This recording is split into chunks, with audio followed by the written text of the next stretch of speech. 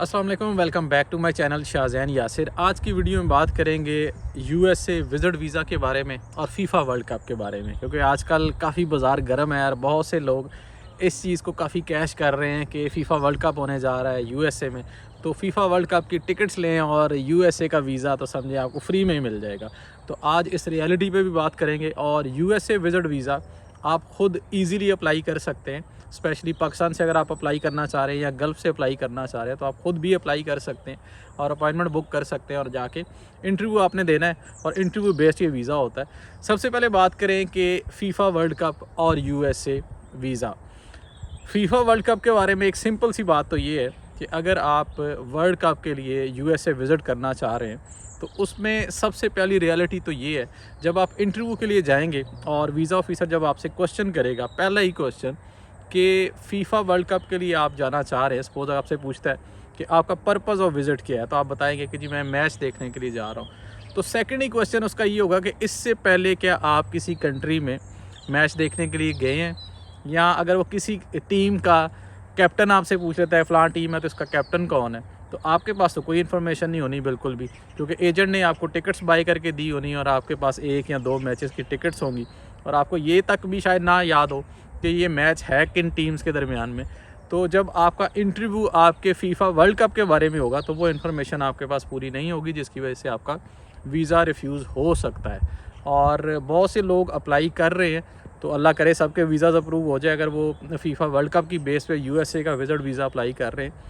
लेकिन रियलिटी ये है कि अगर आप यूएसए विज़िट वीज़ा अप्लाई करना चाह रहे हैं तो अपना जो टूरिज़म पर्पज़ है वही आप दें, क्योंकि उसको जस्टिफाई करना आपके लिए थोड़ा सा आसान होगा। क्योंकि जब आप कहेंगे कि मैं टूरिज़म पर्पज़ के लिए जाना चाह रहा हूँ, क्योंकि पहला क्वेश्चन ही इंटरव्यू में जाते हैं आपसे यही होता है कि आपका पर्पज़ ऑफ विज़िट क्या है, तो आप बताएंगे कि मैं टूरिज़म के लिए जाना चाह रहा हूँ। तो टूरिज़म के लिए क्वेश्चन उनके नॉर्मली यही होते हैं कि आप कहाँ जाना चाह रहे हैं टूरिज़म के लिए, तो आप कोई भी सिटी बताते हैं तो सिटी के जो अट्रैक्शंस हैं उनको याद रखना थोड़ा कंपैरेटिवली आसान होता है। अदर दैन दिस कि अगर आप कहेंगे जी मैं फ़ीफ़ा वर्ल्ड कप के लिए यूएसए विज़िट करना चाह रहा हूँ, तो उसमें जो आपके जितने भी क्वेश्चंस होंगे वो फ़ीफ़ा वर्ल्ड कप के बारे में ही होंगे। उसके बाद आपकी प्रोफाइल के बारे में पूछा जाएगा, तो इन सारी चीज़ों को आपको माइंड में रखना चाहिए। अच्छा, इसके अलावा अगर आप वर्ल्ड कप के लिए जाना चाह रहे हैं तो फिर आपने एक मैच की टिकट नहीं परचेज़ करनी है, एटलीस्ट 2 या 3 मैचेस की टिकट परचेज़ करनी है। अभी लास्ट जो अक्टूबर में टिकट सेल हुई थी उसमें जो मिनिमम प्राइस जो टिकट की थी वो $370 थी। ये मैं कम से कम बता रहा हूँ, बाकी तो इससे भी ज़्यादा प्राइसेस थी।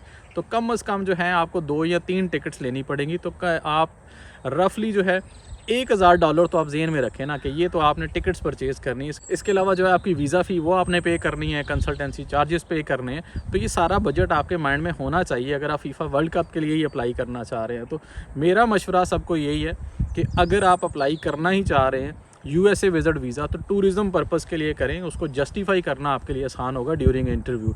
और ये वीज़ा आप इजीली ख़ुद भी अप्लाई कर सकते हैं। DS-160 फॉर्म आपने फिल करना है, अपनी डिटेल्स देनी है, अपने काम के बारे में बताना है, अपनी इनकम के बारे में बताना है, अपनी ट्रैवल हिस्ट्री के बारे में बताना है। यूएसए विज़िट वीज़ा की जो एप्लीकेशन है उसमें आपकी जो ट्रैवल हिस्ट्री है लास्ट 5 ईयर की आपसे पूछी जाती है। तो पिछले 5 सालों में कौन से कंट्रीज़ आपने विज़िट किए हैं वो आपने मेंशन करना होता है। और उसके बाद अपनी एप्लीकेशन सबमिट करें, वीज़ा फ़ीस पे करें और अपॉइंटमेंट बुक करें।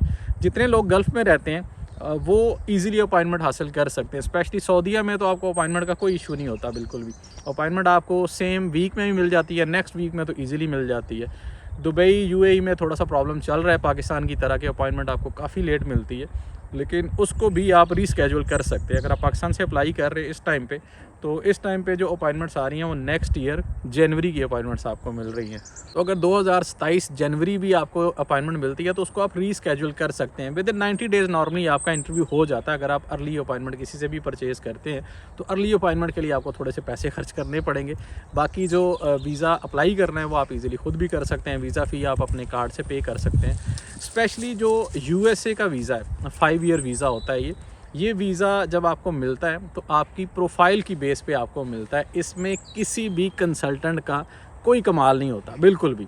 अगर मैं किसी का वीज़ा अप्लाई करवा रहा हूँ और मैं उसे कहूँ कि जी मैंने आपको वीज़ा लेके दिया, तो ऐसा बिल्कुल भी नहीं है। स्पेशली मैं यूएसए की बात करूँ, अदर देन यूएसए भी अगर बात करें, अगर कोई भी वीज़ा किसी का अप्रूव है, मेरे इतने क्लाइंट्स के वीज़ाज़ अप्रूव होते हैं, चाहे वो यूएसए है, चाहे शेंजन कंट्रीज़ है, कनाडा है, तो उसमें मैं कहूँ कि जी मेरा कमाल है और मैंने ये वीज़ा लेके दिया, तो ऐसा बिल्कुल नहीं होता। जो बंदा वीज़ा अप्लाई कर रहा है उसकी प्रोफाइल पे वीज़ा अप्रूव हुआ है ना, तो कमाल तो फिर उस बंदे का जिसकी प्रोफाइल है। जिसने अपनी बैंक स्टेटमेंट को मैनेज किया है, जो अपना बिजनेस कर रहा है या अपनी जॉब कर रहा है, जिसने अपनी एक ट्रैवल हिस्ट्री बनाई है, तो कमाल तो उस बंदे का, उसमें मेरा क्या कमाल है। तो मैंने तो जस्ट उसको थोड़ा सा असिस्ट किया और उसका वीज़ा अप्रूव हो गया, तो कमाल मेरा नहीं उस बंदे का है बेसिकली।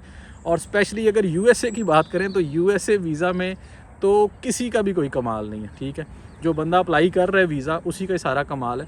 अगर उसकी प्रोफाइल अच्छी है, ट्रैवल हिस्ट्री है, तो उसका वीज़ा अप्रूव हो जाता है। बहुत से ऐसे लोग भी हैं कि जिनको फ्रेश पासपोर्ट पे भी यूएसए विजिट वीज़ा मिला और 5 ईयर्स का मिला। तो ट्रैवल हिस्ट्री होना बहुत ज़्यादा ज़रूरी नहीं है, लेकिन एटलीस्ट आपकी जो प्रोफाइल है वो अच्छी होना ज़रूरी है। अगर आप बिज़नेस कर रहे हैं तो बिज़नेस कब से कर रहे हैं और बिज़नेस आपका कैसा चल रहा है, ये सारी चीज़ें बहुत ज़्यादा इंपॉर्टेंट हैं। तो अगर आपकी प्रोफाइल अच्छी है, चाहे आप बिज़नेस कर रहे हैं या जॉब कर रहे हैं, तो फिर आपको यूएसए को कंसिडर करना चाहिए। और फीफा वर्ल्ड कप के लिए तो मैं तो बिल्कुल रिकमेंड नहीं करूँगा कि आप वीज़ा अप्लाई करें। अगर आप पहले कई मैचेस देखने गए हुए हैं, आपकी प्रोफाइल है इस तरह की और आपके पास इतनी हौनौ है कि आप इंटरव्यू में जाके सारी चीज़ों को जस्टिफाई कर सकते हैं और अच्छे आंसर उनको कर सकते हैं, तो फिर आप फीफा वर्ल्ड कप की टिकट्स लें, 2 या 3 मैचेस की टिकट्स लें और आप वीज़ा अप्लाई करें, तो आपको वीज़ा मिलने के चांसेस होंगे। अदरवाइज़ बहुत मुश्किल है। सिंपली अगर आप टूरिज़म पर्पज़ के लिए अप्लाई करें, जितने भी रिसेंटली मेरे क्लाइंट्स के वीज़ाज़ अप्रूव हुए हैं या लोगों के वीज़ा जो अप्रूव हो रहे हैं, वो नॉर्मली टूरिज़म पर्पज़ के लिए ही उनके वीज़ाज़ अप्रूव हो रहे हैं। तो टूरिज़म पर्पज़ एक अच्छा पर्पज़ होता है कि जिसको आप इजीली इंटरव्यू में जस्टिफाई कर सकते हैं।